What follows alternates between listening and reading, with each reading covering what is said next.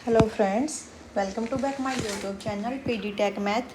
आज के इस लेक्चर में हम डिस्कस करेंगे CSIR net June 2019 real analysis का कंप्लीट सॉल्यूशन। तो आपके जो टोटल क्वेश्चन आए थे वो 15 थे, जिसमें से 6 क्वेश्चन आपके पार्ट बी में से थे एंड 9 क्वेश्चन आपके पार्ट सी में थे। ठीक है, अब तक के हमने 2023 तक के कंप्लीट कर लिए हैं। लिनियर अलजेब्रा अपना कंप्लीट हो चुका है।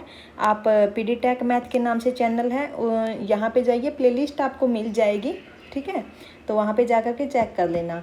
पीडी टेक मैथ के नाम से ही मेरा टेलीग्राम चैनल है, इसको ज्वाइन कर लेना। यहाँ पे आपको अपडेट्स मिलती रहेगी। और अभी जो फ़िलहाल ही में HPSC PGT मैथ्स का जो एग्ज़ाम हुआ है ऑब्जेक्टिव टाइप पेपर 1, उसका भी हमने कंप्लीट सॉल्यूशन डाल दिया है, तो वो भी आप मेरे चैनल पे जा कर के देख सकते हैं।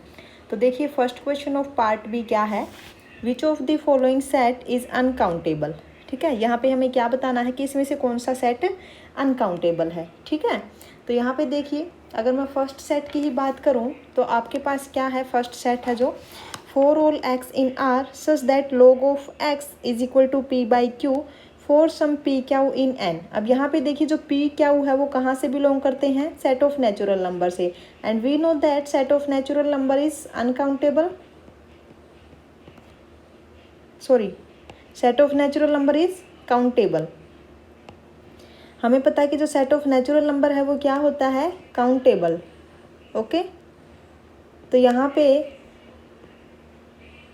जो ये सेट है, अब यहाँ पे देखिए, for all x in R such that log of x is equal to P by q. अब यहाँ पे मेरे को बताइए कि जो पी और क्यू है वो कहाँ से बिलोंग करते हैं, सेट ऑफ नेचुरल नंबर से। और जो सेट ऑफ नेचुरल नंबर है वो आपके पास क्या होता है, काउंटेबल। क्या होता है, काउंटेबल, है ना। और जो पी बाई क्यू है वो कहाँ पे बिलोंग करेगा, पी बाई क्यू जो है वो कहाँ पे बिलोंग करेगा। देखिए, अगर मैं फर्स्ट ऑप्शन की बात करूँ, आपके पास है for all x in R such that log of x is equal to P by q where p and q in set of natural number. ठीक है, and we know that n is countable set,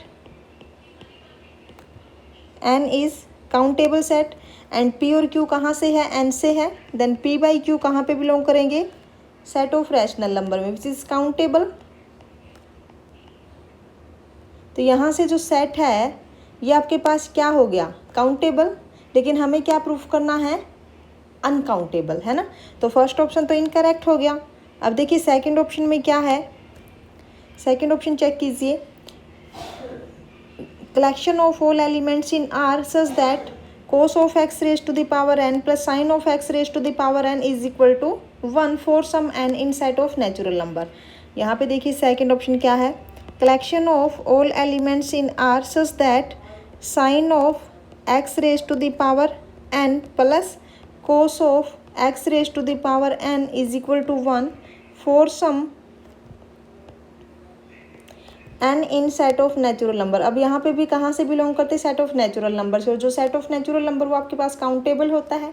अगर मैं यहाँ पे for n is equal to 2 के लिए check करूँ इसको, for n is equal to 2, तो यहाँ पे क्या आएगा आपके पास, क्या आएगा ये set, x in R such that sine square x plus cos square x is equal to 1, है ना, इज इक्वल टू 1। और यहाँ पे मैं x की कोई भी वैल्यू अगर पुट करूँ, अगर मैं x की यहाँ पे कोई भी वैल्यू पुट करूँ तो ये 4 ऑल x के लिए ट्रू है ना। This condition is true for every x इन R, है ना, and we know that set of real number is uncountable. तो यहाँ से क्या आ गया, जो ये सेट है आपके पास ये क्या हो गया, अनकाउंटेबल।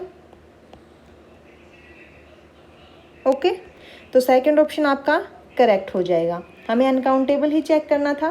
थर्ड ऑप्शन क्या है, for all x in R such that x is equal to log of P by Q for some P Q in R. जो हमने फर्स्ट ऑप्शन में लॉजिक लगाया था वही इसमें लगेगा, तो ये सेट भी क्या बनेगा आपके पास, काउंटेबल, तो ये भी इनकरेक्ट होगा। फर्स्ट भी इनकरेक्ट है, सेकंड आपका करेक्ट है। एंड फोर्थ क्या है, 4 whole x in R such that cos of x is equal to P by Q. इसमें भी सेम लॉजिक है, जो पी क्यू है कहाँ से है, सेट ऑफ नेचुरल नंबर से, तो ये भी आपके पास काउंटेबल सेट बनेगा। ठीक है, तो यहाँ पे सिर्फ सेकंड ऑप्शन करेक्ट होने वाला है। चलिए नेक्स्ट क्वेश्चन देखिए क्या है। Consider a sequence a n where a n is equal to minus 1 raised to the power n 1 by 2 minus 1 by n, let bn is equal to summation of k1 to n a k for all n in set of natural number, then which of the following is true। Okay, हमें क्या find out करना है यहाँ पे, limit n tend to infinity bn is equal to 0, second is limit superior of bn is greater than 1 by 2, limit inferior of bn is less than minus 1 by 2, and fourth is limit inferior and limit superior is lying between 0 to 1 by 2, है ना। तो यहाँ पे देखिए कैसे proof करोगे इसको, कैसे करोगे। सबसे पहले यहाँ पे ए एन देखिए आपके पास क्या है, a n is minus 1 raise to the power n 1 by 2 माइनस 1 by n। ओके, एंड अगर मैं बी एन की बात करूँ तो बी एन आपके पास है b n is equal to summation k is equal to 1 to n a k। Okay, अब यहाँ पे n की जगह 1 पुट कीजिए तो b1 आपके पास क्या होगा, b1 is k is equal to 1 to 1 a k। तो यहाँ पे क्या आएगा a1, और a1 आपके पास क्या है 1 माइनस 1 by 2। ठीक है, सिमिलरली b2 आपके पास क्या आएगा, summation k is equal to 1 to 2 and this is a k. तो यहाँ से आएगा a1 प्लस a2। a1 आपके पास क्या है 1 माइनस 1 by 2 एंड a2 आपके पास क्या है, जब आप n की जगह 2 रखोगे तो क्या आएगा यहाँ पे 1 by 2 माइनस 1 by 2। तो ये भी आपके पास क्या आ गई 1 minus 1 by 2। Similarly b3 is summation k is equal to 1 to 3 a k and this is a1 plus a2 plus a3। Okay, and a1 is 1 minus 1 by 2 plus a2 is 1 minus 1 by 2 and plus a3 यहाँ पे क्या आएगा आपके पास -1 and 1 by 2 माइनस 1 by 3। तो यहाँ पे हम लिख सकते हैं कि 1 by 3 माइनस 1 by 2। ठीक है, तो यहाँ से आपके पास क्या बनेगा, यहाँ से आएगा आपके पास 1 minus 1 by 2 and plus 1 by 3 minus 1 by 2। ठीक है, यही आएगा। देखिए अगर हम इसको थोड़ा और सिंप्लीफाई करें तो ये दोनों आपकी ऐड होके क्या हो जाएंगी, इधर देखिए ये आपके पास बनेगा 1 minus 1 by 2 plus 1 by 3 minus 1 by 2, है ना। तो यहाँ से आएगा 2 माइनस 1 and plus 1 by 3 minus 1 by 2। तो इधर बच गया 1 प्लस 1 by 3 माइनस 1 by 2, यानी कि 1 माइनस 1 by 2 प्लस 1 by 3 ये आएगी आपके पास। यहाँ पे ये आएगी,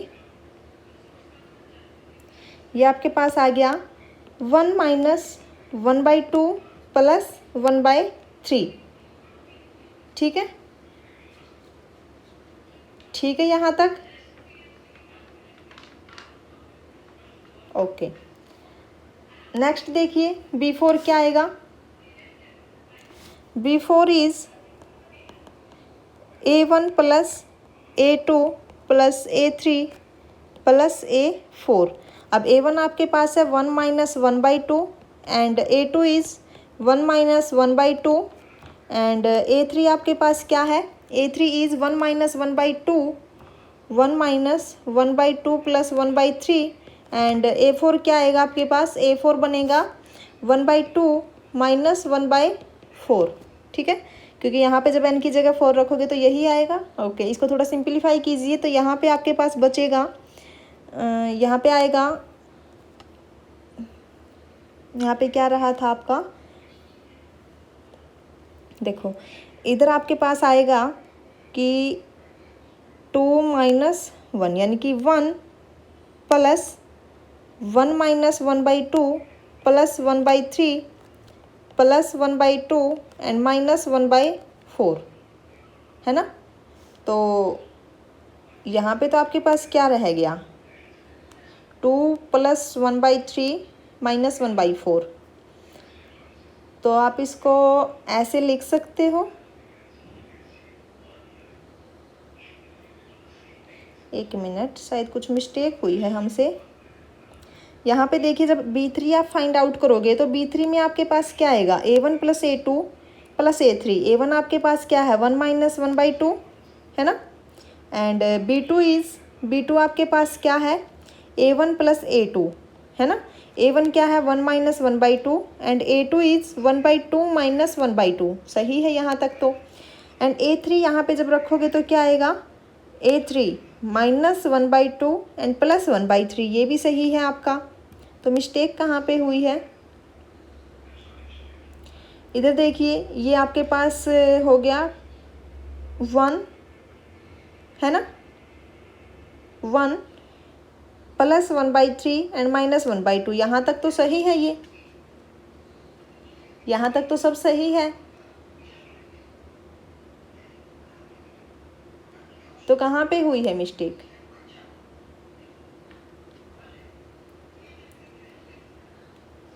चेक कीजिए एक बार।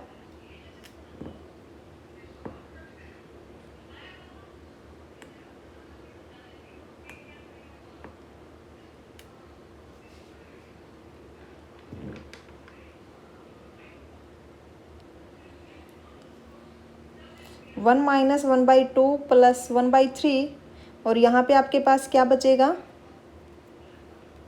देखो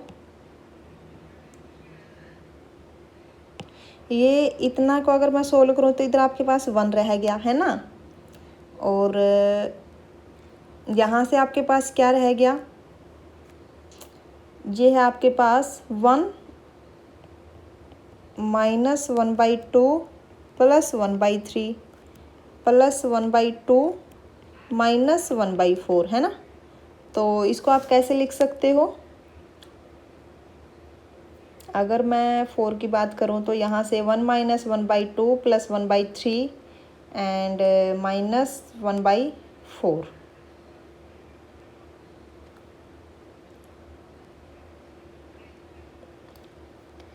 A4 is 1/2 - 1/4।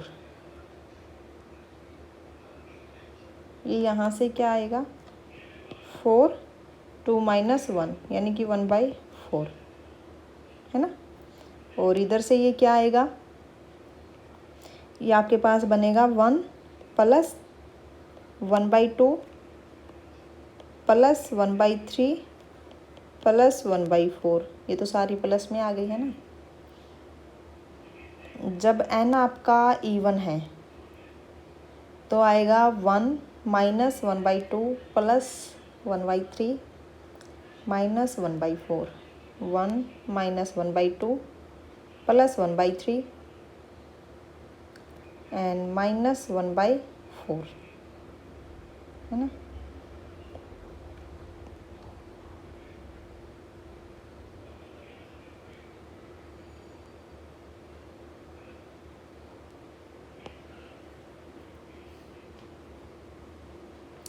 देखिए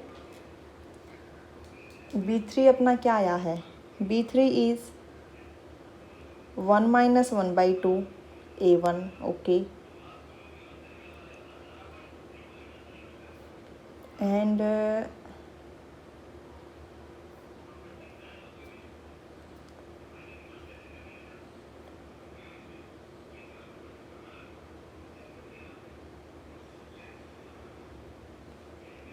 एक मिनट, आप पहले B3 को दोबारा चेक कीजिए, शायद B3 में कुछ मिस्टेक हुई है। देखो B2 आपके पास आ गया, अब B3 चेक कीजिए। B3 आपके पास क्या बनेगा, A1 + A2 + A3। ठीक है, A1 आपके पास क्या है, A1 क्या है, A1 इज़ 1 - 1/2। ठीक है, प्लस A2 आपके पास क्या है, A2 इज़ 1/2 - 1/2 एंड A3 आपके पास क्या है 1/3 माइनस 1/2, ठीक है। तो यहाँ से बन गया 1 माइनस 1/2 प्लस 1/3 माइनस 1/2। ओके, यहाँ पे ही हमने मिस्टेक कर दी थी। B3 आपके पास ये आ गया है ना। अब B4 निकालिए। अब B4 देखिए, देखिए अच्छे से लिख लेना, मिस्टेक मत करना जैसे अभी मैंने कर दी थी। अब B4 निकालिए। B4 आपके पास क्या आएगा A1 plus A2 plus A3 plus A4। अब A2 तो आपके पास 0 ही है, A1 क्या है 1 माइनस 1/2 एंड प्लस A3 आपके पास क्या है, A3 आपके पास क्या है, अगर मैं n की जगह 3 रखूँ तो क्या आएगा 1/3 माइनस 1/2 है ना। एंड प्लस A4 आपके पास क्या है 1/2 माइनस 1/4। ओके, तो यहाँ से क्या आएगा 1 माइनस 1/2 एंड यहाँ से क्या है प्लस 1/3 और 1/2 से 1/2 कैंसिल, इधर माइनस 1/4। ओके, तो ऐसे ही जब मैं Bn की बात करूँगी तो Bn आपके पास यहाँ पे आएगा Bn is, if n is odd then Bn is 1 minus 1/2 plus 1/3 minus 1/4 and up to 1/n into minus of 1/2। okay, if n is odd, ठीक है। and if n is even then Bn is 1 minus 1/2 plus 1/3 minus 1/4 and plus 1/n if n is even। Okay, तो ये Bn का structure रहने वाला है। अब हमें क्या चेक करना है, यहाँ पे देखिए हमें लिमिट फाइंड आउट करनी है Bn की। तो क्या आएगी, अगर ये सीरीज़ आप देखो तो ये जो ये सीरीज़ है ये आपकी किसकी है, अगर आप यहाँ तक की बात करो ये क्या है log 2 है ना। ये आपके पास क्या है log 2। जब आप limit as n tend to infinity करोगे तो ये आपके पास क्या है log 2। ऐसे ही ये आपके पास log 2 आएगा है ना। तो यहाँ पे देखिए if n is odd, if n is odd this implies limit n tend to infinity Bn आपके पास क्या आएगा log of 2 minus 1/2। Okay, and if n is even this implies limit n tend to infinity Bn क्या आएगा log of 2। तो यहाँ पे तो आपके पास दोनों डिफरेंट लिमिट आ गई है ना, यानी कि Bn की आपके पास दो सब सिक्वेंसेस मिल गई यहाँ पे, और जो दोनों की दोनों क्या है डिफरेंट लिमिट्स पे कन्वर्ज करती है। इसका मतलब क्या है कि Bn डज नॉट कन्वर्जेज है ना। यहाँ से देखिए therefore two सबसिक्वेंसेस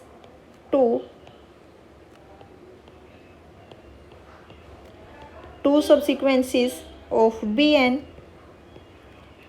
that converges to different limits. This implies Bn does not converge। Okay, does not convergent. तो यहाँ से क्या आ गया, फर्स्ट ऑप्शन तो आपका इनकरेक्ट हो गया। सेकंड क्या है, limit superior of Bn n tend to infinity is greater than 1/2 है ना। तो इसको कैसे निकालोगे, देखिए जब n आपका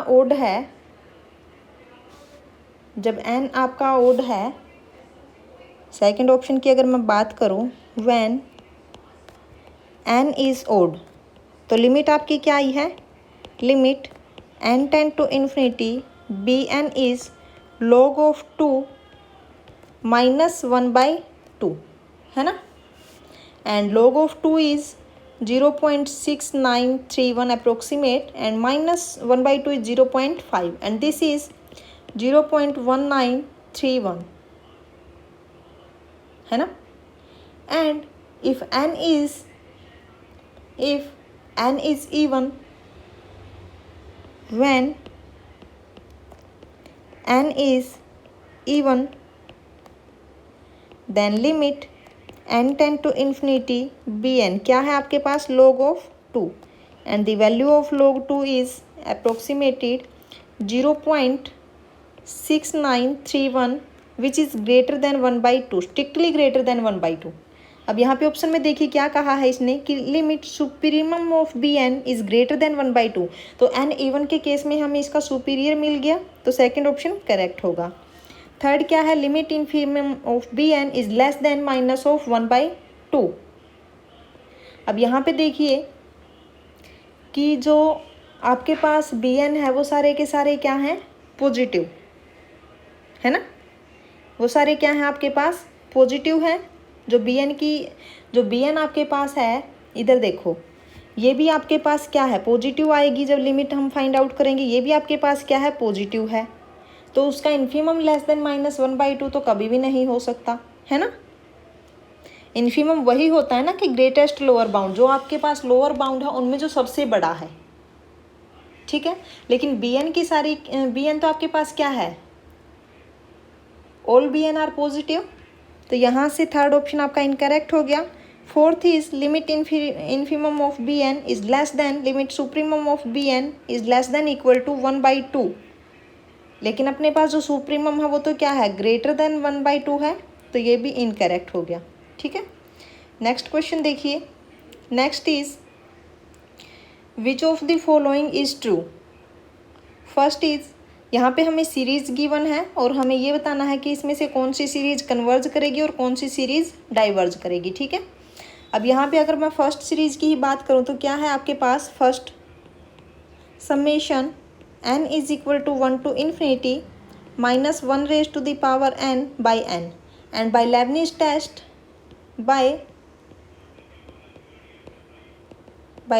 test if we take un is 1/n, then we know that un is strictly monotonically decreasing sequence, and as limit n tend to infinity un tend to 0. This implies by Leibniz test this series is convergent. Okay, लेकिन यहाँ पे इसने क्या कहा कि do not converge, incorrect. And second is summation 1/n converges. Now the second series summation 1/n, n is equal to 1 to infinity, by p test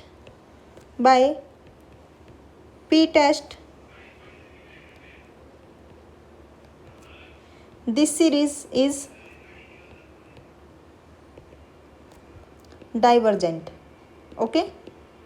क्योंकि p test आपका क्या कहता है कि अगर आपके पास ये सीरीज गिवन है n 1 to infinity 1/n raised to the power p is convergent if p greater than 1, ठीक है।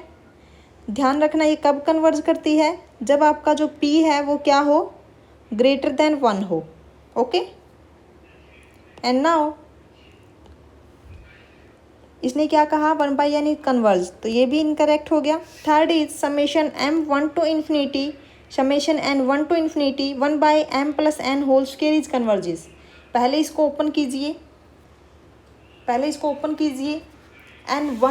n पे जो वेरिएशन इसने लगाई, जो n पे लिमिट है, पहले उसको ओपन करो। देखिए जब मैं थर्ड ऑप्शन की बात करती हूँ तो यहाँ से क्या आएगा, summation m is equal to 1 to infinity and n 1 to infinity जब हम पुट करेंगे तो इधर क्या आएगा आपके पास, 1/m plus 1 square plus 1/m plus 2 square plus up to infinity times, okay. अब यहाँ पे हम समेशन अलग कर सकते हैं, सेपरेट कीजिए इनको, m 1 to infinity 1/m plus 1 square and plus summation m is equal to 1 to infinity 1/m plus 2 square and plus up to infinity times, है ना। अब यहाँ पे देखिए m की जो आपको लिमिट्स गिवन है, जो वेरिएशन आपको गिवन है, इसको ओपन कीजिए, m को पुट कीजिए 1 to infinity, तो आपके पास क्या बचेगा, जब आप यहाँ पे पुट करोगे तो इधर देखिए, देन इज इक्वल टू, ये आपके पास आएगा 1/1 plus 1 square plus 1/m 2 plus 1 square plus up to so on, and plus 1 upon 1 plus 2 square plus 1 upon 2 plus 2 square up to so on. Okay, and इसको simplify कीजिए तो यहाँ पे आपके पास बचेगा 1 upon 2 square plus 1 upon 3 square plus up to so on, and plus 1 upon 3 square plus 1 upon 4 square and plus up to so on, and this is 1/2 square plus 1/3 plus 1/3. इकट्ठा कीजिए इनको, 1/3 square plus 1/3 square, and this is 1/4 square plus 1/4 square plus 1/4 square and plus up to so on, and this is 1/2 square plus 2/3 square plus 3/4 square plus 4/5 square up to so on, and this can be written as, this is summation n1 to infinity n upon n plus 1 square. Okay, and now let this is u is un. Okay, now let summation n1 to infinity un is equal to summation n1 to infinity n upon n plus 1 square, and this is n is equal to 1 to infinity, common लीजिए n, यहाँ पे क्या आएगा n square, then 1 plus 1/n square, यहाँ पे cancel होके आपके पास क्या बचेगा, summation n1 to infinity 1/n 1 plus 1/n square. Now put consider Vn, consider Vn is equal to 1/n, then by comparison test,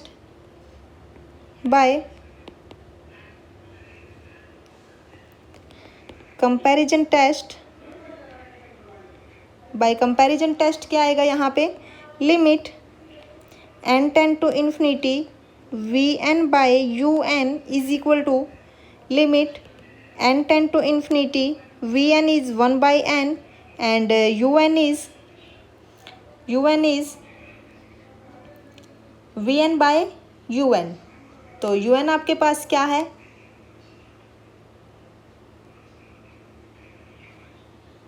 un is n by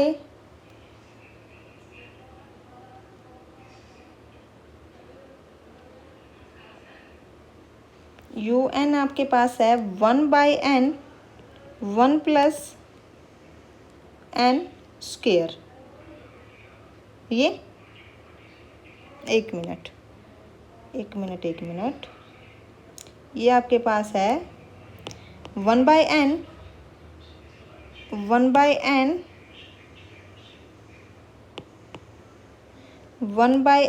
into 1 plus 1/n whole square. तो ये cancel हो जाएगा यहाँ से, इधर क्या रहेगा, limit n tend to infinity 1 plus 1/n whole square, and as n tend to infinity is 1.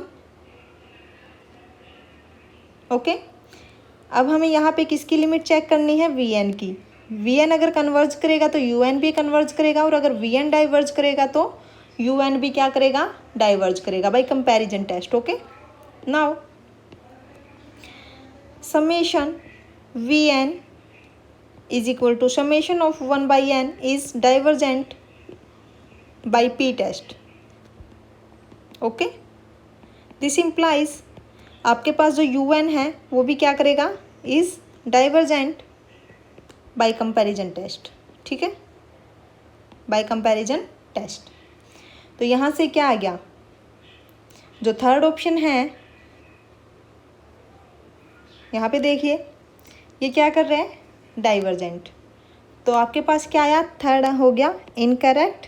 Okay, तो फोर्थ ऑप्शन क्या आएगा, करेक्ट हो जाएगा. बी ऑप्शन, बी पार्ट का एक क्वेश्चन है. ठीक है, तो 3 हमने यहाँ पे इनकरेक्ट प्रूफ कर दिए, तो एक ही ऑप्शन बचता है, वो क्या होगा, डाइवर्ज करेगा. आपके पास यही तो है ना, जो हमने यहाँ पे थर्ड प्रूफ किया कि ये डाइवर्ज करेगा, सेम यही तो है, हमने प्रूफ कर दिया कि ये डाइवर्जेंट है. ठीक है। अगर थर्ड आपका इनकरेक्ट है तो फोर्थ करेक्ट होना था, ठीक है। नेक्स्ट क्वेश्चन देखिए, for n belongs to set of natural number which of the following is true. First is, यहाँ पे इनइक्वालिटी हमें गिवन है, आइडेंटिटी एक टाइप से हमें दे रखी है और ये बताना है कि कौन सी ट्रू होगी, ठीक है। अगर मैं फर्स्ट की ही बात करूँ तो क्या है, square root of n plus 1 minus square root of n is greater than 1 by square root of n for all except possibly finitely many n, ठीक है। ये जो आइडेंटिटी इसने दे दी, ये कहा है इसने कि फॉर ऑल n के लिए ट्रू होगी, सिर्फ कुछ n को छोड़कर, फाइनाइट मैनी n को छोड़ करके ये हर जगह पे ट्रू होगी। अब मैंने मान लिया कि ये ट्रू है, ठीक है, मैं कंसिडर करके चलती हूँ यहाँ पे कि ये ट्रू है। If it is possible, first option के लिए, if it is possible then square root of n plus 1 minus square root of n is greater than 1 by square root of n. This implies square root of n into square root of n plus 1 minus square root of n is greater than 1. Okay, and this implies is square root of n into n plus 1 and minus n is greater than 1, and this implies square root of n into n plus 1 is greater than 1 plus n, and squaring on both sides, then this implies n into n plus 1 is greater than 1 plus n square, and this implies n is greater than 1 plus n, which is contradiction,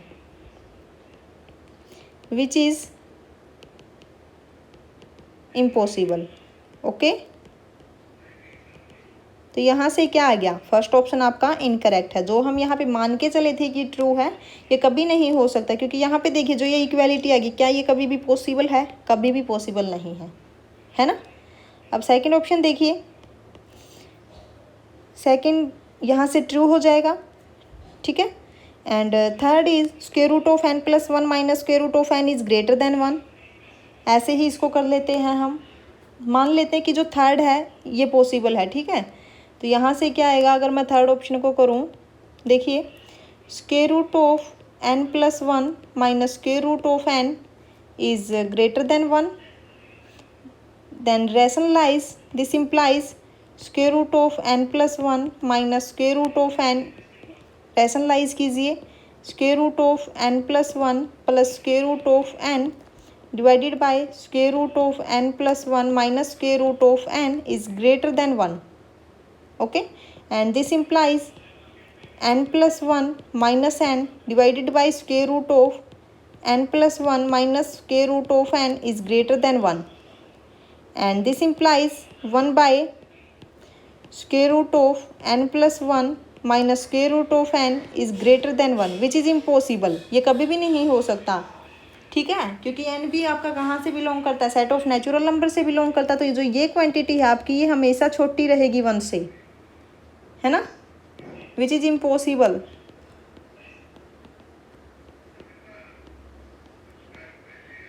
तो यहाँ से क्या आ गया, third option भी आपका incorrect हो गया और फोर्थ भी। जब ये 1 से ही, जब ये 1 के केस में ही ट्रू नहीं हुआ तो 2 के केस में तो बिल्कुल भी नहीं हो सकता, है ना। अब नेक्स्ट क्वेश्चन देखिए, नेक्स्ट आपके पास क्या है, let f is R2R be a continuous and 1 function, ठीक है। आप एफ आपके पास जो फंक्शन है वो कैसा है, कंटिन्यूस है प्लस 1 फंक्शन है। Okay, then which of the following is true. First is f is onto. अगर आपके पास फंक्शन कंटिन्यूस है और 1 है तो क्या वो ऑन टू होगा, क्या ऑन टू होगा, कोई ज़रूरी नहीं है, क्योंकि देखिए अगर मैं एग्जांपल लूँ यहाँ पे, जो एफ आपके पास है, f R2R be continuous plus onto, okay, continuous plus 1 function, ये हमें गिवन है ना। और अगर मैं फर्स्ट ऑप्शन की बात करूं तो हमें क्या चेक करना है कि ये ऑन टू होगा। अगर मैं यहाँ पे फंक्शन कंसीडर करके चलूँ, if f of x is equal to e raise to the power x, अगर मैं यहाँ पे एक्सपोनेंशियल फंक्शन ले लेती हूँ और हमें पता है कि जो ये फंक्शन है ये कंटिन्यूस भी है और प्लस 1 भी है ना, ये कंटिन्यूस भी है और 1 भी है। अब यहाँ पे देखिए जो x है आपका, x कहाँ से बिलोंग करता है, सेट ऑफ रियल नंबर से, ठीक है। तो मेरे को एक चीज़ बताइए, अगर मैं यहाँ पे कोडोमेन से ज़ीरो लूँ, अगर मैं कोडोमेन से ज़ीरो लूँ, ये r जो है ये मैंने ये ज़ीरो कहाँ से लिया है, कोडोमेन से, तो क्या मेरे को ज़ीरो के कोरस्पॉन्डिंग इसकी परी इमेज मिलेगी डोमेन में? क्या ऐसा होगा? देखिए अगर मेरे को ज़ीरो के कोरस्पॉन्डिंग कोई भी एक ऐसा एलिमेंट मिल गया डोमेन में, मैंने मान लिया कि जो फंक्शन है वो ऑन टू है, ठीक है। Suppose that f is onto, ठीक है। मैंने यहाँ पे कंसिडर कर लिया कि जो फंक्शन है ये ऑन टू है, और मेरे को क्या ढूंढना है, अब ज़ीरो के कोरस्पॉन्डिंग इसकी परी इमेज यहाँ पे ढूंढनी है, ठीक है। अब मेरे को ये बताइए कि अगर मैं यहाँ पे कोडोमेन से r लेती हूँ तो इसके कोरस्पॉन्डिंग मेरे को एक x1 मिलेगा, कहाँ पे, डोमेन में, अगर ये ऑन टू है, such that f of x1 is equal to zero, यानी कि e raise to the power x1 is equal to zero. क्या ये कभी भी पॉसिबल होगा? एक्सपोनेंशियल फंक्शन कभी भी ज़ीरो होता है? नहीं, एक्सपोनेंशियल फंक्शन कभी भी ज़ीरो वैल्यू नहीं देगा आपको, यानी कि ज़ीरो के कोरस्पॉन्डिंग हमें कोई भी परी इमेज नहीं मिलेगी, which is impossible. Exponential function never zero, okay. जो आपके पास फंक्शन है which is not equal to zero for all x in R, तो यहाँ से क्या आ गया, this implies f is not onto, okay, f is not onto. तो यहाँ से फर्स्ट ऑप्शन आपका इनकरेक्ट हो गया। सेकंड क्या है कि f is either strictly decreasing और स्ट्रिक्टली इंक्रीजिंग। इसने क्या कहा है कि फंक्शन आपका कंटिन्यूस है, और क्या कहा है कि 1 1 है। अब यहाँ से एक चीज़ बताइए मेरे को, अगर इसने अकेला कंटिन्यूस दिया होता, अगर अकेला कंटिन्यूस दिया होता तो यानी कि ये कुछ इस टाइप का भी हो सकता था। तो इसमें तो ये क्या कर रहा है, ऑसिलेट कर रहा है ना, अगर अकेला कंटिन्यूस होता। अब ये फंक्शन कंटिन्यूस तो है बट नॉट 1 1, है ना। लेकिन इसने क्या कहा कि कंटिन्यूस भी हो और 1 1 भी हो। अब 1 1 का क्या मतलब है, यहाँ पे डिफरेंट एलिमेंट के कोरस्पॉन्डिंग हमें डिफरेंट इमेज मिलेगी, यानी कि जब भी मैं एक्स एक्सिस के पैरेलल एक लाइन ड्रॉ करूँ तो सिर्फ एटमोस्ट एक ही पॉइंट पे वो कट करेगा ग्राफ को, है ना। 1 1 का मतलब यही है। तो यहाँ से क्या होगा, या तो फंक्शन आपका क्या होगा, इंक्रीज होगा, या फिर फंक्शन आपका डिक्रीज होगा, क्योंकि इसने कंडीशन क्या दी है कि कंटिन्यूस भी है और 1 1 भी है। इसका मतलब क्या है कि जो आपका फंक्शन है वो या तो स्ट्रिक्टली इंक्रीजिंग होगा या फिर स्ट्रिक्टली डिक्रीजिंग होगा। तो सेकंड ऑप्शन आपका करेक्ट होगा। थर्ड देखिए, there exist x in R such that f of x is equal to 1। क्या कोई भी ऐसा एक्स हमें मिलेगा कि जो एफ ऑफ एक्स है वो 1 वैल्यू दे? देखिए अगर मैं यहाँ पे थर्ड ऑप्शन के लिए देखो,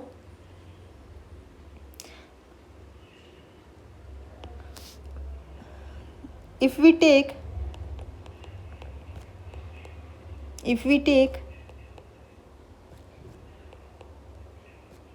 f of x is equal to 1 plus e raise to the power x, अगर मैंने ये फंक्शन कंसीडर किया, अब यहाँ पे देखिए जो ये फंक्शन है कंटिन्यूस प्लस 1 1, है ना। तो यहाँ पे हमें क्या प्रूफ करना है, कैसे एक्स फाइंड आउट करना है कि जो कि f of x is equal to 1 दे दे। क्या कभी भी ऐसा पॉसिबल होगा? मान लिया कि ऐसा एक्स हमें मिल गया, है ना, हमने मान लिया कि स्टेटमेंट जो इसने दी है ये ट्रू है कि there exist x in R. हमने मान लिया कि एक ऐसा एक्स हमें मिल गया आर में such that f of x is equal to 1। तो इसका क्या मतलब है कि 1 plus e raise to the power x is equal to 1। इसका क्या मतलब है, e raise to the power x is equal to 0, which is impossible. Exponential function 0 नहीं होगा, which is impossible. This implies there does not exist x in R such that कि f of x आपका किसके equal हो, 1 के equal. तो यहाँ से थर्ड ऑप्शन भी आपका इनकरेक्ट हो गया। फोर्थ क्या है, एफ इज़ अनबाउंडेड। जरूरी नहीं है कि फंक्शन आपका अनबाउंडेड हो। अगर मैं यहाँ पे कंसीडर करके चलूँ फोर्थ ऑप्शन के लिए, देखिए let f of x is equal to 1 upon 1 plus e raise to the power x. अब जो ये फंक्शन है आपके पास कंटिन्यूस भी है और 1 भी है, and we know that range of e raise to the power x is 0 to infinity, and this implies if we add 1 less than e raised to the power x plus 1 is less than infinity, and this implies 1 greater than 1 by 1 plus e raised to the power x is greater than 1 upon infinity, and this implies 0 less than 1 upon 1 plus e raised to the power x less than 1। तो ये तो आपके पास क्या आ गया, bounded आ गया। This implies 0 less than F x less than 1, ये तो क्या हो गया, बाउंडेड हो गया। तो यहाँ से फोर्थ ऑप्शन भी इनकरेक्ट। ओके, नेक्स्ट क्वेश्चन देखिए, let g n x is equal to n x upon 1 plus n square x square where x in semi closed interval 0 to infinity, which of the following is true as n tend to infinity. यहाँ पे क्या given है हमें, sequence of function g n x जो आपके पास है, ये क्या है आपके पास, sequence of function. Okay, sequence of function क्यों बोलते हैं हम इसको, जैसे जैसे हम एन को वेरी करवाएंगे तो आपके पास ये क्या बनेगा, g1x, g2x, g3x up to सोन, है ना। अब यहाँ पे देखिए ये सीक्वेंस बनी और यहाँ पे ये सारे के सारे क्या हैं, फंक्शंस। तो इसीलिए हम इसको क्या बोलते हैं, सीक्वेंस ऑफ फंक्शंस, यानी कि जिस सीक्वेंस के अंदर फंक्शंस इंक्लूड होते हैं, सारे के सारे फंक्शंस होते हैं, तो उसको हम क्या बोल देते हैं, सीक्वेंस ऑफ फंक्शन, है ना। अब हमें यहाँ पे जी एन एक्स क्या गिवन है, सीक्वेंस ऑफ फंक्शन है। Then first option is g n tend to 0 pointwise but not uniformly. अब यहाँ पे देखिए as n tend to infinity, ये कहाँ पे, सबसे पहले हमें पॉइंट वाइज कन्वर्जेंट देखनी है। जब भी हमें पॉइंट वाइज चेक करनी होती है तो हम क्या करते हैं, जो हमें इंटरवल गिवन होता है उस इंटरवल के हर एक पॉइंट पे हम चेक करते हैं कि जो हमें सीक्वेंस गिवन है वो कन्वर्ज करती है या फिर नहीं। इसीलिए इसका नाम पॉइंट वाइज रखा गया, ताकि हम हर एक पॉइंट पे चेक करें उसको। ठीक है, तो सबसे पहले हम क्या देखते हैं, इंटरवल के एंड पॉइंट्स पे हम चेक करते हैं। तो चेक कीजिए, यहाँ पे देखो जो जी एन एक्स है वो आपके पास क्या है, n x upon 1 plus n square x square and x in close interval 0 to infinity। ठीक है, now for x is equal to 0, तो जी एन एक्स आप जी एन 0 क्या आएगा आपके पास, 0। ओके, अब हमें कहाँ पे चेक करना है, now for x in open interval 0 to infinity, क्योंकि हमने 0 पे तो चेक कर लिया। हम यहाँ से कोई भी एक आर्बिट्रेरी एलिमेंट ले लेते हैं, let alpha in 0 to infinity, हम अल्फ़ा पे चेक कर लेते हैं कि इसका बिहेवियर कैसा रहेगा। Then g n alpha is equal to n alpha upon 1 plus n square alpha square where alpha in 0 to infinity। Okay, and now limit as n tend to infinity n alpha upon 1 plus n square alpha square is limit n tend to infinity n alpha upon n square alpha square common निकालिए, तो यहाँ पे आएगा 1 upon n square alpha square plus 1, और यहाँ से ये cancel होके this implies limit n tend to infinity 1 upon n alpha 1 plus 1 upon n square alpha square as n tend to infinity, ये कहाँ पे टेंड करेगा, 0 पे। ठीक है, तो इसका मतलब क्या है, जी एन जो आपके पास है वो कहाँ पे टेंड कर गई, 0 पे। This implies g n is pointwise convergent. यहाँ पे हमने कोई भी एक आर्बिट्रेरी पॉइंट लिया था अल्फ़ा 0 to इन्फिनिटी से, और ये क्या करती है, ये भी 0 पे कन्वर्ज करती है ना। तो हम कह सकते हैं कि g n is pointwise convergent. तो यहाँ से देखिए फर्स्ट ऑप्शन का भी हम कुछ नहीं कह सकते क्योंकि यूनिफॉर्म हमने चेक नहीं किया। सेकंड भी हमें यूनिफॉर्म चेक करना है। थर्ड देखिए gn is 10 to x which is incorrect because gn 10 to 0। Fourth क्या है gn(x) 10 to x by 1 plus x square, ये भी आपका इनकरेक्ट हो गया। अब यूनिफॉर्म चेक कीजिए। यूनिफॉर्म के लिए हम क्या करेंगे, मैक्सिमम देख लेते हैं, हम सुप्रीमम फाइंड आउट कर लेते हैं एक बार, ठीक है। तो कैसे करते हैं हम सुप्रीमम फाइंड आउट, देखो यहाँ पे देखिए mn हम फाइंड आउट कर लेते हैं। mn क्या होता है, सुप्रीमम ऑफ, ये mn टेस्ट हम इसको बोलते हैं 1 plus n square x square, okay.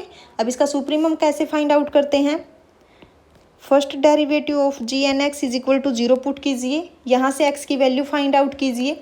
gn(x) आपके पास क्या है, gn(x) लिखिए यहाँ पे, gn(x) आपके पास क्या था, nx upon 1 plus n square x square, ठीक है।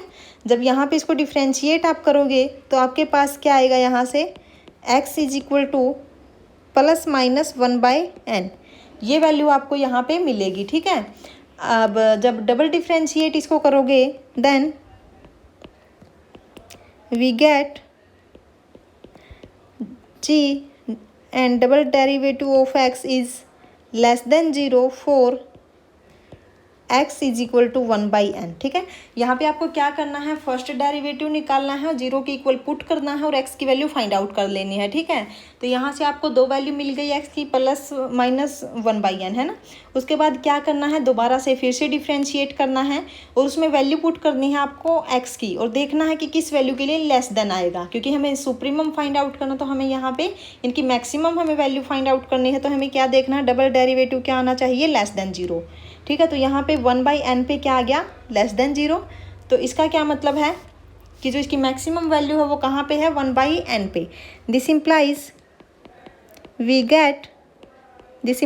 Gate supremum at x is equal to 1/n। अब वो क्या है supremum value, then mn is equal to supremum of x की जगह पे पुट कीजिए 1/n, देन 1/1 प्लस 1, तो यहाँ से क्या आ गया 1/2 and limit n tend to infinity mn is equal to क्या आ गया 1/2 which is not equal to 0। अगर ये 0 होता तो आपके पास क्या होता, यूनिफॉर्म कंटिन्यूस। अगर आपके पास ये नॉन जीरो आया, this means not uniform continuous, okay. तो यहाँ से क्या आ गया, फर्स्ट ऑप्शन आपका करेक्ट हो गया, सेकंड आपका इनकरेक्ट हो गया। नेक्स्ट क्वेश्चन देखिए, next question is of part C, okay. क्या है, let an be a sequence of positive real numbers, then for k is equal to limit supremum of n tend to infinity an raised to the power 1/n, which of the following is true, ठीक है। इसको देख के आपको कुछ याद आया, आपके पास एक कोशी हार्डमार्ड फॉर्मूला होता है कुछ इसी टाइप से, पहले वही लिख लीजिए क्या होता है। देखिए कोशी हार्डमार्ड फॉर्मूला क्या होता है, यहाँ पे हमें रेडियस ऑफ कन्वर्जेंस पता चलती है, ठीक है। आर यहाँ पे क्या है, radius of convergence, r is the radius of convergence, then r is 1 upon limit n tend to infinity supremum of mod of an raised to the power 1/n. This limit always exist, okay। अब यहाँ पे देखिए ये हमें क्या given है, k is equal to, अगर मैं बात करूँ तो ये आपके पास क्या है, k is equal to 1/r, यही है ना, यही है बाय कोशी हार्डमार्ड फॉर्मूला, ठीक है। अब देखिए फर्स्ट ऑप्शन में इसने क्या कहा, if k is equal to infinity then summation n0 to infinity an rn is convergent. हमें यहाँ पे क्या देखना है, एक टाइप से रेडियस ऑफ कन्वर्जेंस हम फाइंड आउट कर लेते हैं। तो आपके पास रिजल्ट होता है कन्वर्जेंट के लिए, क्या रिजल्ट है वो भी लिख लीजिए। देखिए, if r is equal to 0, अगर रेडियस ऑफ कन्वर्जेंस 0 है, then the power series not convergent, then the power series not convergent. Okay, and second क्या है, second is if r is equal to infinity, then the power series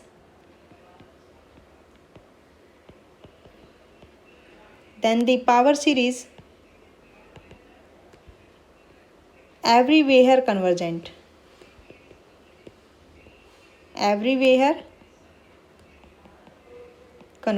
okay. अब यहाँ पे देखिए first option में क्या है, फर्स्ट ऑप्शन में है if k is equal to infinity, अगर हमने k को इन्फिनिटी रखा तो r क्या आएगा, if k is equal to infinity. First option में देखिए कि if k is equal to infinity, this implies r is equal to 0, और अगर रेडियस ऑफ कन्वर्जेंस 0 है तो इसका मतलब क्या है, this implies power series not convergent.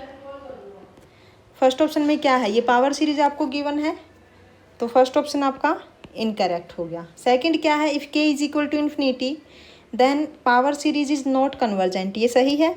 Third is if k is equal to 0 then power series is convergent, k को 0 रखो थर्ड ऑप्शन के लिए, k is equal to 0, this implies r क्या आएगा, r is equal to infinity, और अगर r आपके पास इन्फिनिटी है देन पावर सीरीज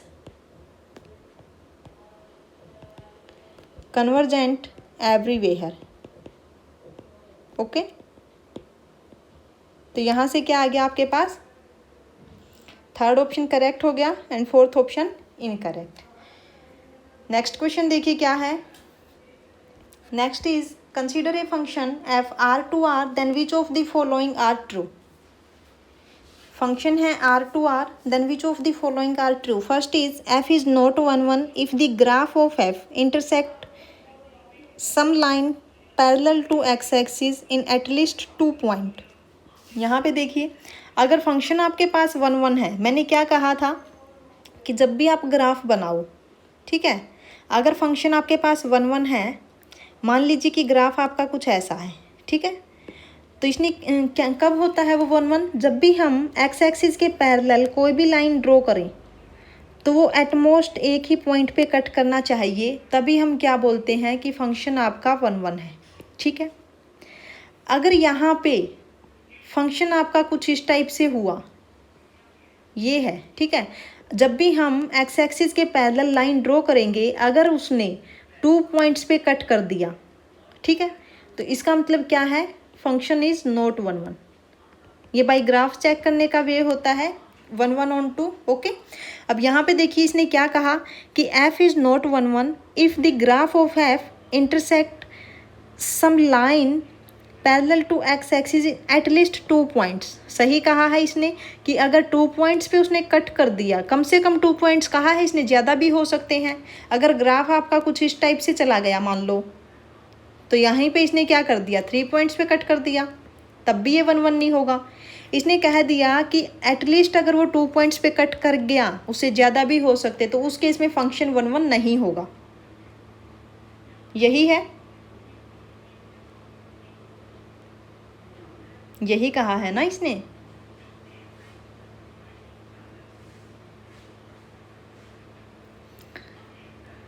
तो यहाँ से क्या आएगा, फर्स्ट ऑप्शन तो आपका इनकरेक्ट हो गया।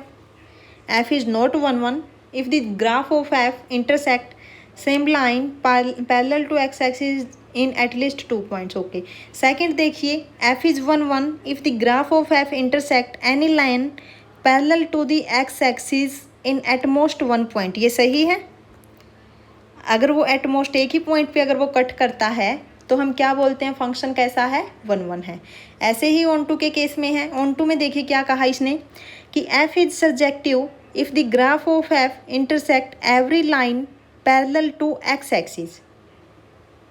यहाँ पे देखिए क्या कहा है इसने, मान लीजिए ये आपके पास एक्स एक्सिस और वाई एक्सिस है, ठीक है। F is surjective if the graph of F, हमने मान लिया कि ग्राफ आपका है कुछ इस टाइप से, ठीक है। एफ इंटरसेक्ट एवरी लाइन, हर एक लाइन को कट करें। हम मतलब एक्स एक्सिस के पैरेलल कितनी भी लाइन ड्रॉ करें हम, तो वो हर एक लाइन को कट करना चाहिए, तभी हम उसको क्या बोलते हैं, ऑन टू, ठीक है। मान लीजिए एक भी लाइन हमें ऐसी मिल गई जिसको वो कट नहीं कर रहा है, इसका मतलब क्या है कि उसके कोरस्पॉन्डिंग हमें पर इमेज नहीं मिली, तो वो ऑन टू नहीं होगा, है ना। तो थर्ड ऑप्शन यहाँ पे सही होगा और फोर्थ आपका क्या हो जाएगा, फोर्थ क्या होगा, फॉल्स। ओके, ठीक है।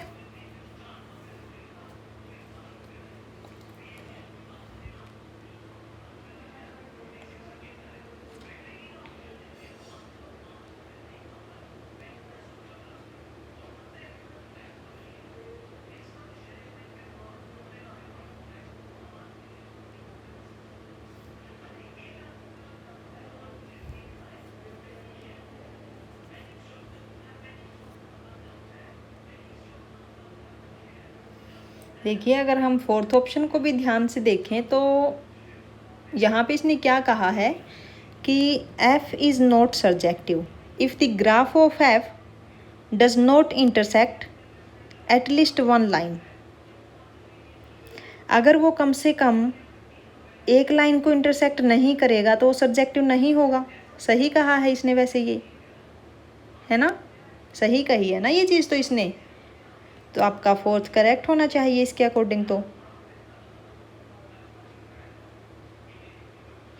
f is not surjective if the graph of f does not intersect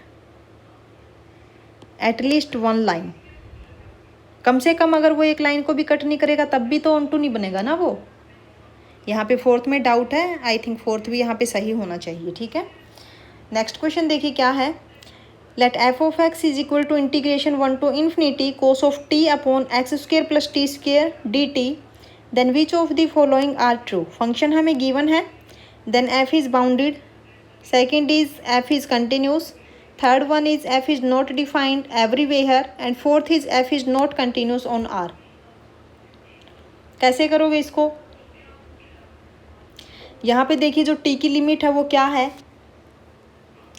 T की जो लिमिट है यहाँ पे वो क्या है आपके पास, 1 to infinity, है ना। यहाँ पे देखिए जो टी की लिमिट है आपकी 1 to infinity, इसका मतलब क्या है, टी इज़ ग्रेटर देन 0, यानी कि t is not equal to 0, है ना।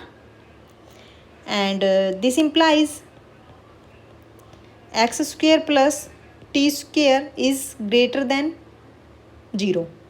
ओके, ठीक है। And this implies 1 upon x square plus t square is continuous on R, ठीक है यहाँ तक। And now we know that cos of t is well defined for all the values of t and continuous on R, ये चीज़ भी हमें पता है। देखिए we know that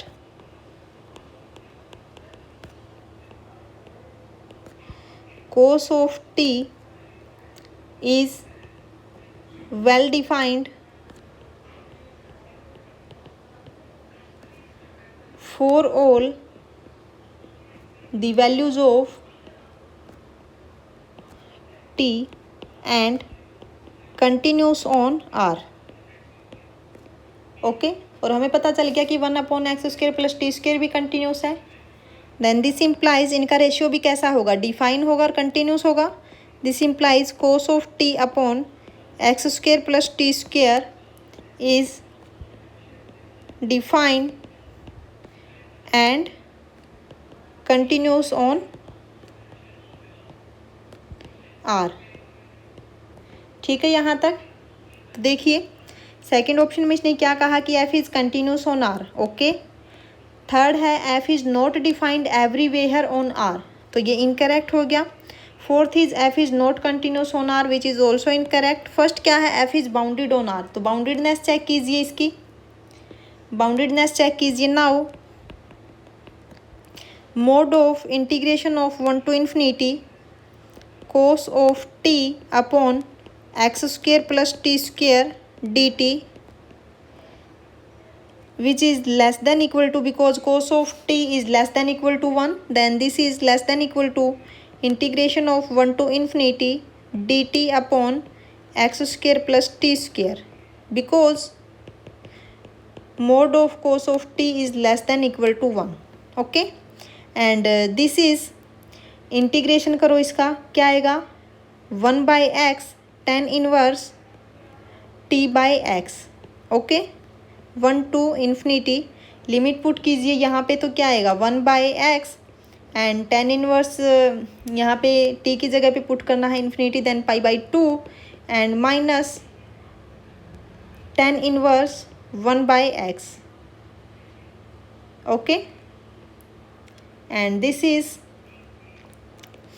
1/x minus 1/x into tan inverse 1/x, and we know that mode of tan inverse x is less than equal to x, तो यहाँ से क्या आएगा, less than equal to x/x which is equal to 1। तो यहाँ से ये क्या आ गया, फंक्शन आपका बाउंडेड हो गया। This implies f is bounded on R। Okay, तो फर्स्ट ऑप्शन यहाँ पे करेक्ट होगा। नेक्स्ट क्वेश्चन देखिए क्या है। Next is suppose that xn is a sequence of positive reals, let yn is equal to xn by 1 + xn, then which of the following are true. xn हमें एक sequence दे रखी है, yn एक हमें sequence दे रखी है। तो देखिए फर्स्ट स्टेटमेंट क्या है, xn is convergent if yn is convergent. Second is if yn is convergent if xn is convergent. तो फर्स्ट स्टेटमेंट ही ले लेते हैं हम। सबसे पहले यहाँ पे देखिए, एक आपके पास सीक्वेंस है xn एंड सेकंड सीक्वेंस आपके पास क्या है, yn is equal to xn upon 1 + xn। Okay, अगर मैं फर्स्ट ऑप्शन की बात करूँ तो यहाँ पे देखिए इसने क्या कहा कि अगर yn कन्वर्ज कर गई तो xn भी अपनी कन्वर्ज करेगी। ठीक है, अगर मैं यहाँ पे if we take xn sequence is n, okay, then yn क्या होगी, yn is n upon 1 + n। ये क्या आएगा, 1 upon 1 + 1/n, and limit n tend to infinity yn is 10 to 1, but limit n tend to infinity xn tend to infinity, है ना। अब यहाँ पे देखिए जो yn है is convergent but xn is not convergent. ठीक है, तो यहाँ से क्या आ गया, फर्स्ट ऑप्शन आपका इनकरेक्ट हो गया। सेकंड देखिए, yn is convergent if xn is convergent. इसने क्या कहा कि अगर xn कन्वर्जेंट हुआ तो yn भी आपका कन्वर्जेंट होगा। यहाँ पे वैल्यू कंपैरिजन टेस्ट अप्लाई कीजिए सेकंड ऑप्शन के लिए। देखिए सेकंड ऑप्शन की अगर मैं बात करूँ, apply value comparison test. Value comparison test जब आप अप्लाई करोगे तो यहाँ पे क्या आएगा, nth term of the sequence is less than nth term of sequence yn is less than equal to nth term of sequence xn, then xn upon 1 + xn is less than equal to xn से divide 1, and अगर limit apply करोगे यहाँ पे तो limit as n tend to infinity xn by 1 + xn is less than equal to limit n tend to infinity xn, and question में हमें क्या दे रखा है, गिवन दैट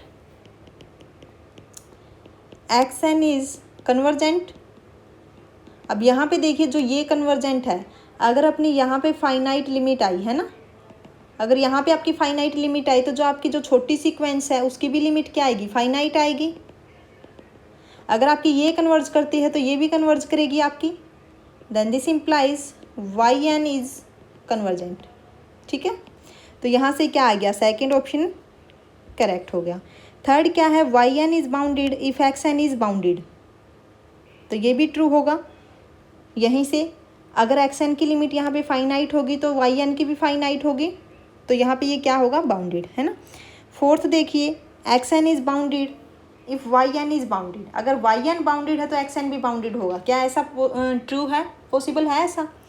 देखिए अगर मैं यहाँ पे एक्स एन को एन सीक्वेंस मानूँ, ठीक है, तो वाई एन आपकी क्या आएगी यहाँ से, एन अपॉन 1 + n। अब ये तो क्या है, बाउंडेड है, but this sequence is not bounded.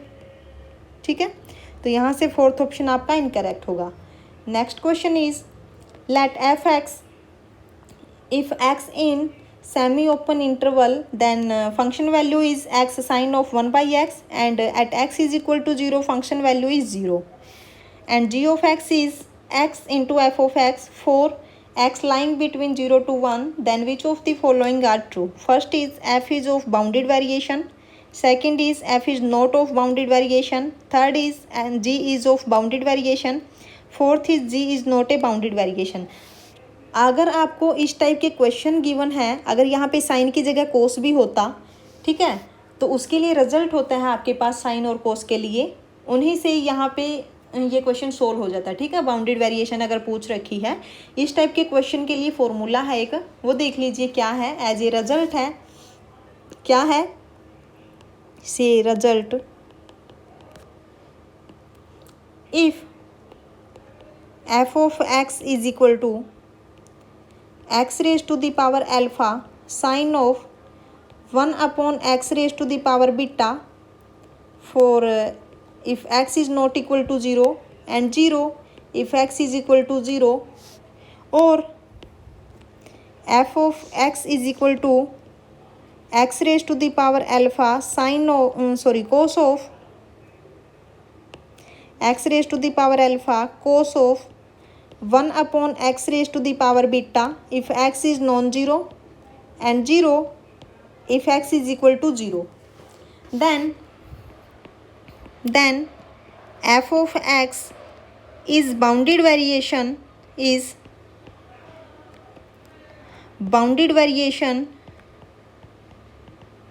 if alpha is strictly greater than beta। ठीक है, F X is bounded variation if alpha is strictly greater than beta. अब यहाँ पे देखिए एफ के अंदर अपने पास जो अल्फा है वो क्या है, 1 है, और बीटा भी क्या है आपके पास, 1 है। then alpha is not strictly greater than beta, this implies fx is not bounded variation। Okay, तो यहाँ से क्या आ गया आपके पास, फर्स्ट ऑप्शन इनकरेक्ट हो गया, सेकंड करेक्ट हो गया, एंड थर्ड फोर्थ आपका जी पे डिपेंड है। तो जी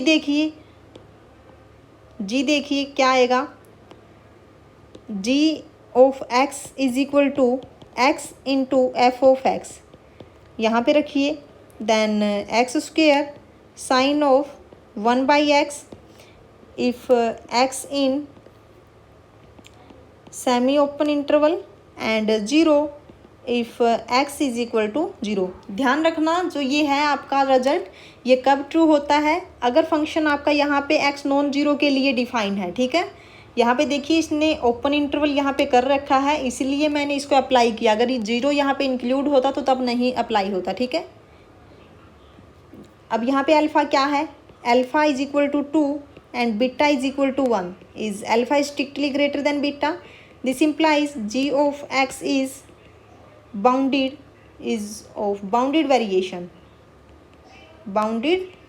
वेरिएशन। ओके, तो यहाँ से क्या आ गया, थर्ड ऑप्शन आपका करेक्ट हो गया, fourth option incorrect. Next question क्या है, let A less than C less than B, यानी कि सी कहाँ पे लाई करता है, open interval A to B, F from A to B to R be a continuous, assume that f is differentiable at every point of a b minus c। ठीक है, यहाँ पे देखिए जो फंक्शन इसने डिफरेंशिएबल कहा है, देख कंटिन्यूस तो ये एवरी पॉइंट्स पे है, ओके, लेकिन जो डिफरेंशिएबिलिटी है उसमें इसने क्या किया कि जो फंक्शन है आपका डिफरेंशिएबल है at every point of open interval a b minus a single element. इस ए बी में से इसने इस एलिमेंट को यहाँ पे निकाल दिया। ठीक है, इस एलिमेंट को निकाल के जितने भी इस इंटरवल में एलिमेंट्स बचते हैं वहाँ पे ये फंक्शन डिफरेंशिएबल है। And f dash has a limit at c. ठीक है, एफ डैश के पास क्या है, लिमिट है at c. Then which of the following are true. जो भी हमें यहाँ पे गिवन है उसी के अकॉर्डिंग हम चलेंगे। देखिए आपके पास क्या है कि f is continuous on r, यहाँ तक ठीक है। सेकंड हमें क्या गिवन है, f is differentiable, f is differentiable at every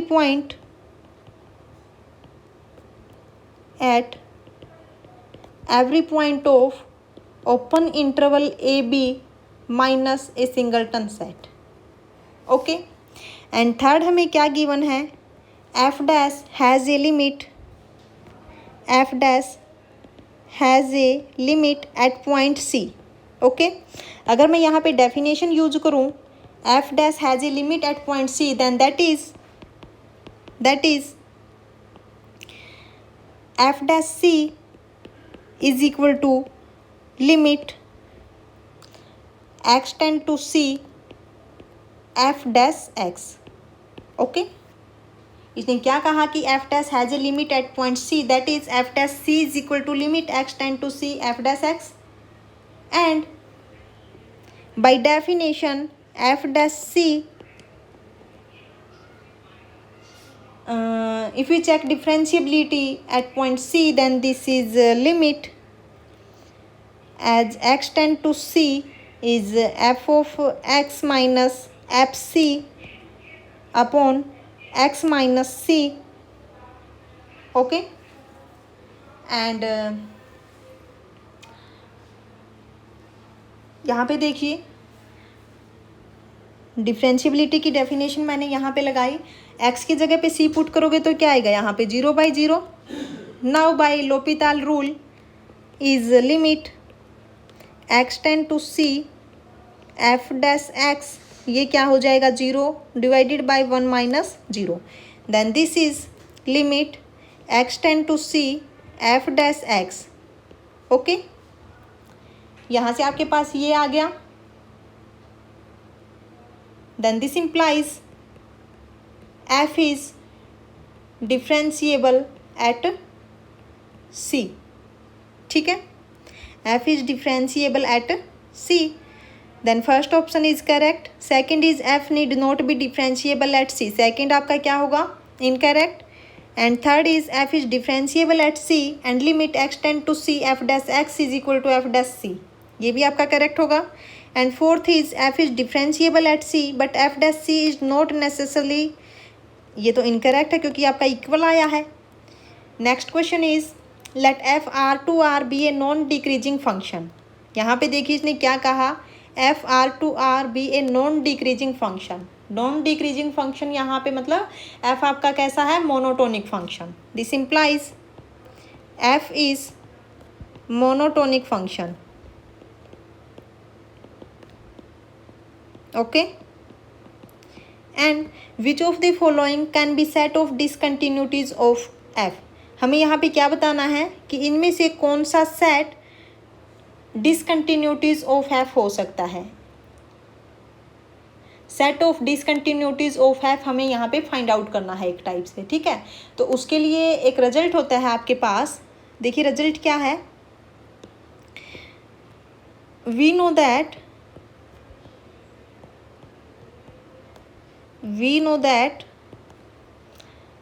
set of discontinuities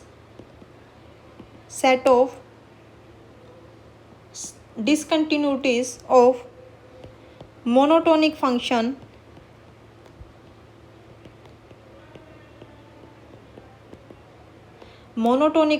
is countable set. यहाँ से हेल्प ले सकते हो आप इस रिजल्ट से। अब यहाँ पे देखिए इसने क्या कंडीशन रखी है कि फंक्शन आपका कैसा होना चाहिए, मोनोटोनिक। यहाँ पे आपका फंक्शन मोनोटोनिक है, ओके है, ठीक है। Then set of discontinuities of monotonic function. F आपके पास क्या है, मोनोटोनिक फंक्शन है और इसी का हमें डिसकंटिन्यूटीज सेट फाइंड आउट करना है। तो वो कैसा होता है, काउंटेबल। अब हम यहाँ पे ये चेक कर लेते हैं इन ऑप्शंस में कि इसमें से कौन सा सेट आपके पास काउंटेबल है। तो वही आपके पास क्या बन जाएगा, सेट ऑफ डिसकंटिन्यूटीज, ठीक है। तो यहाँ पे देखिए अगर मैं फर्स्ट ऑप्शन की बात करूँ, set of integer, we know that set of integer is countable set, then first option is correct. Second is set of natural number, we know that the set of natural number is countable, then second is also correct. And third is set of irrational number which is also countable set, third भी correct हो गया। Fourth क्या है, r minus Q, r minus Q means Q complement which is uncountable, okay. तो यहाँ से ये क्या हो गया, इनकरेक्ट, यानी कि फर्स्ट सेकंड एंड थर्ड ये आपके पास क्या बनेंगे, set of discontinuities of F, and fourth is incorrect, okay. Next question is let F R3 to R3 be given by F of x1 x2 x3। Function इस type से define है, consider E हमें एक set दे दिया, for all x1 x2 x3 in R3 such that there exist an open subset U। देखिए ध्यान से पढ़ना इस सेट को, काफ़ी अच्छा क्वेश्चन है, थोड़ा डिफिकल्ट सा है। देखना क्या कहा इसने, consider set E for all x1 x2 x3 in R3 such that there exist an open subset U around x1 x2 x3 such that f is restricted on U is an open map, ठीक है। इसने क्या कहा है कि एक ऐसा open set exist करेगा किसके अराउंड, x1 x2 x3 के अराउंड, कि जब मैं f को u के ऊपर रिस्ट्रिक्ट करूं तो वो क्या बने, ओपन मैप, ठीक है। Then which of the following are true, first is e is equal to R3, ठीक है। देखिए हम ऑप्शन वाइज चेक कर लेते हैं, उससे पहले हमें एक थ्योरम पढ़नी पड़ेगी, क्या, इनवर्स मैपिंग थ्योरम, ठीक है, उसी का यूज़ हम यहाँ पे करेंगे। अब देखिए इनवर्स मैपिंग थ्योरम क्या होती है, what is the statement of inverse mapping theorem. Inverse mapping theorem, statement of inverse mapping theorem is let U be the subset of R raised to the power n be open and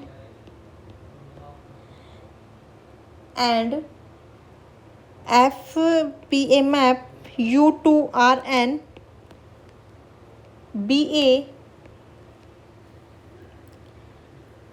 C dash map. यहाँ पे देखिए जो आपके पास map है वो कैसी है, there exist an open subset U, okay, open map, ठीक है। Map let x naught in U such that DF n naught from Rn to Rn is non singular, is non singular, यानी कि जब हम उस फंक्शन का differentiation करें तो वो आपके पास क्या है, नॉन सिंगुलर, ठीक है। जब हम उसकी मैट्रिक्स बनाएं, यानी कि Jacobian matrix of a function जब हम निकालें तो वो क्या आनी चाहिए, नॉन सिंगुलर, ठीक है। देन तब क्या होगा, then there exist an open set, then there exists an open set x naught in V which is subset of U such that first is f of V is open, okay, second is f from V to f of V is 1 1, and third is f inverse from f of v to v is also c dash. Okay, तो अब यहाँ पे देखिए कि d f inverse y, d f inverse y की अगर मैं बात करूँ, d f inverse y is d f dash y transpose. Okay, for all y in f v. ठीक है, now we have to given that set E is equal to for all x1, x2 and x3 in R3 such that there exists an open subset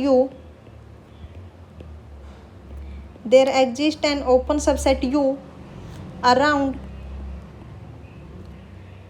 x1, x2 and x3 such that f is restricted on U is an open.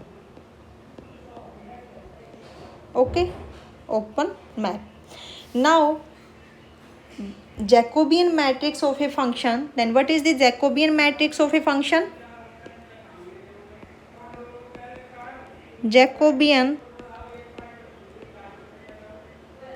matrix of a function.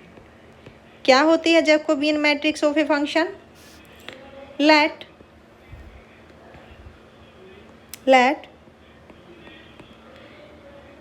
You be the subset of R raise to the power N, B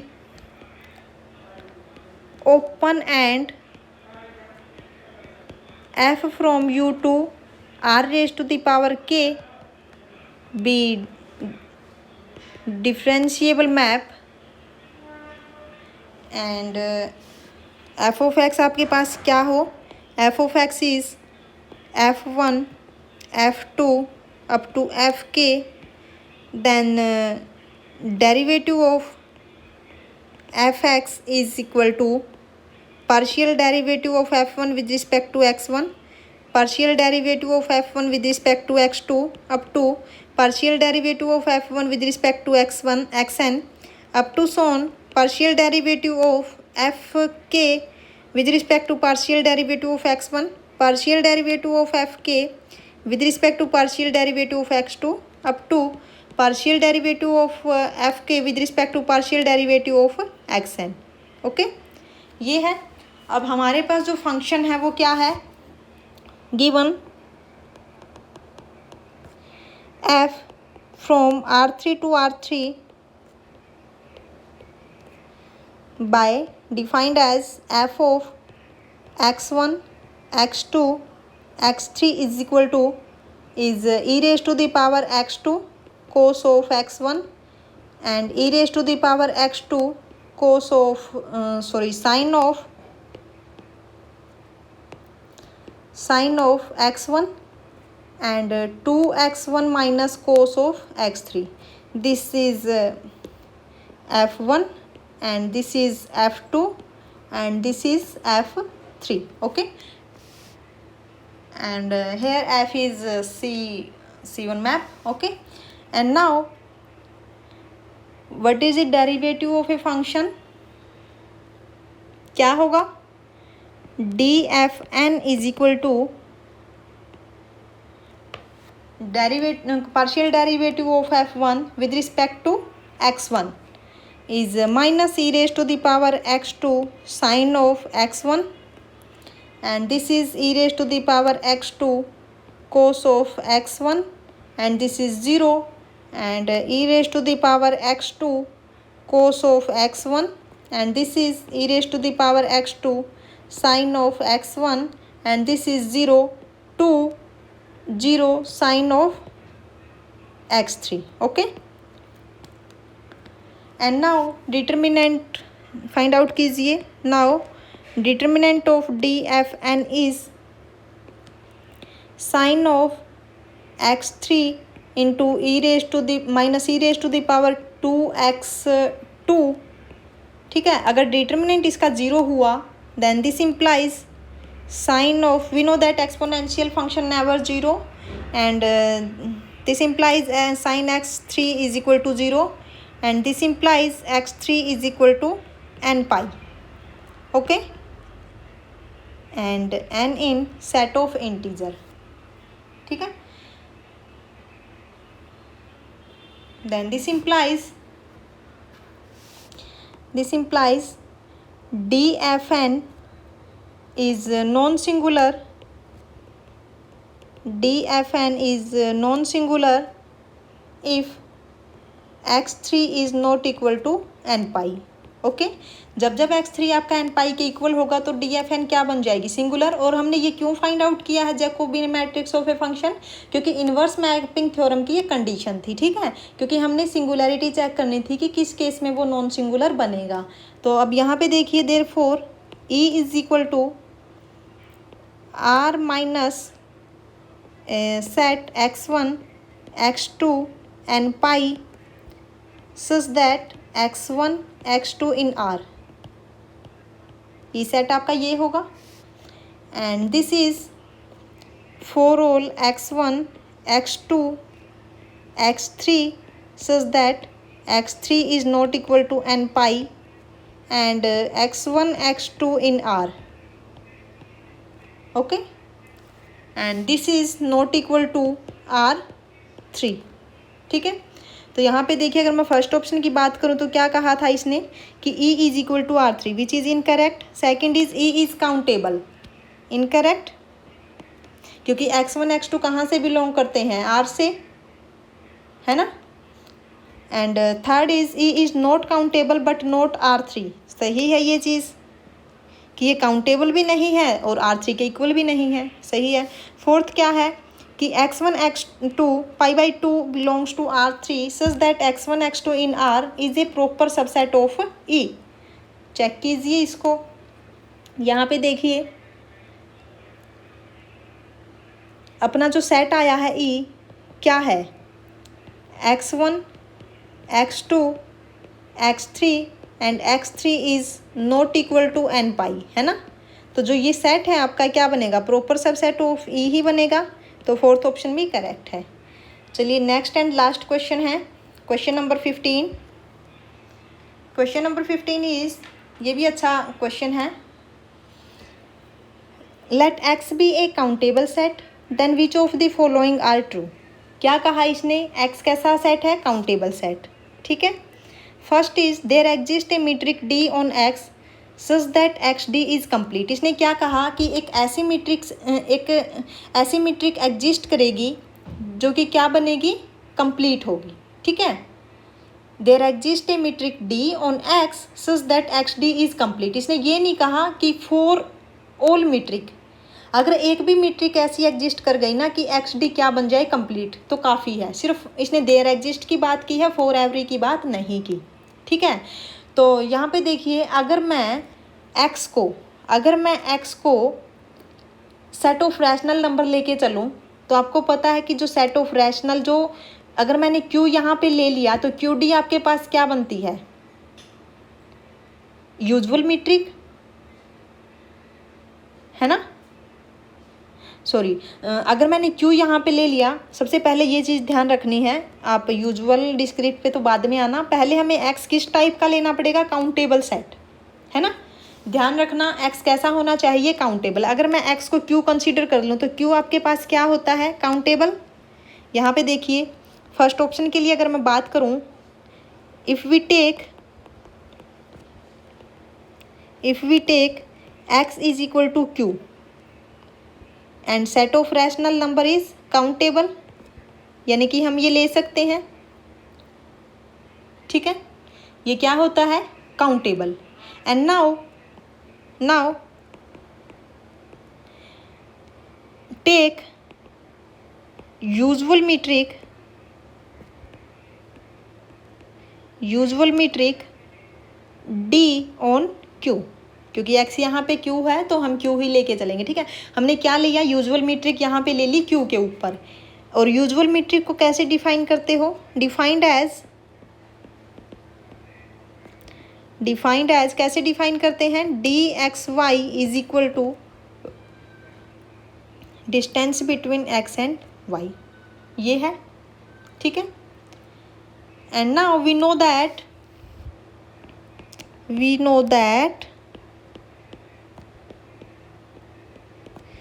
QD is not complete, definition क्या होती है complete metric space की?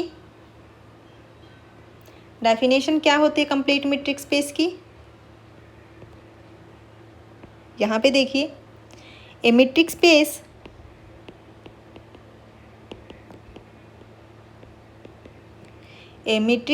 is complete if every Cauchy sequence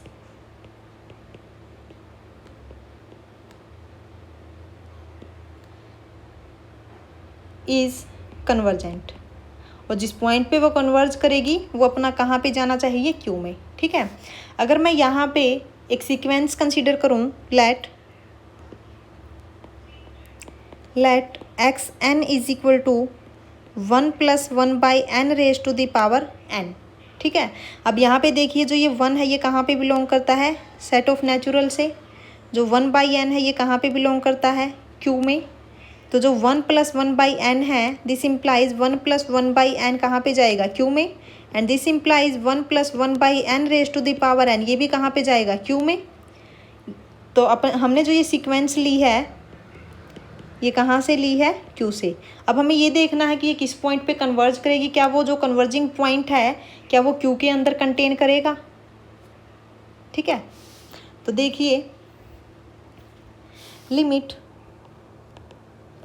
n tend to infinity 1 + 1/n is equal to n, ये क्या आती है आपके पास? E does not contain in Q, is irrational number, है ना। तो हमें यहाँ पे एक ऐसी मीट्रिक मिल गई जो कि क्या है? नॉट कंप्लीट, ठीक है। This implies QD is not complete, ठीक है।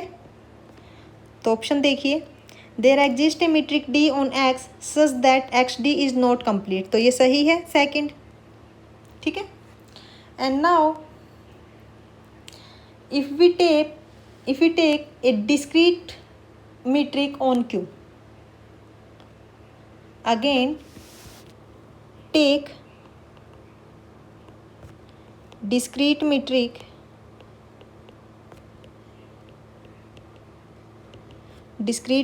on Q, and discrete metric defined as dxy is equal to 1 if x is equal to y and 0 if x is not equal to y, ठीक है। and this metric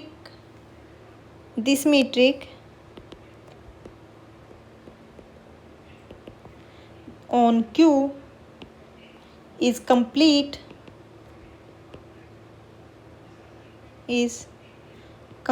and compact, ठीक है। जो ये metric है आपके पास क्या है? कंप्लीट है और कॉम्पैक्ट भी है, ठीक है। तो यहाँ से क्या आ गया? This metric is complete and compact, तो यहाँ से कौन सा ऑप्शन हुआ? क्या आएगा? यहाँ पे देखिए, there exist a metric D on X such that XD is not complete, ठीक है। ये तो हमने कर लिया, ये सेकंड से ही हो जाएगा ये तो, ठीक है। फोर्थ फर्स्ट क्या है? There exist a metric D on X such that XD is complete, सही है। And third is there exist a metric D on X such that XD is compact, ये भी सही है, ठीक है। यहाँ पे चारों ऑप्शन करेक्ट हो गए। देखिए यहाँ पे फॉर ऑल की बात इसने नहीं की है, सिर्फ इसने इतना कहा है कि देयर एग्जिस्ट ए मीट्रिक, अगर एक भी हमें मीट्रिक ऐसी मिल गई ना जो कंप्लीट हो, कॉम्पैक्ट हो, ठीक है। तो यहाँ से चारों ऑप्शन क्या होंगे? सही होंगे, okay. Then thank you so much, and if you like the content please do like, share and subscribe my channel. अगर आप चैनल पे पहली बार आए हो तो चैनल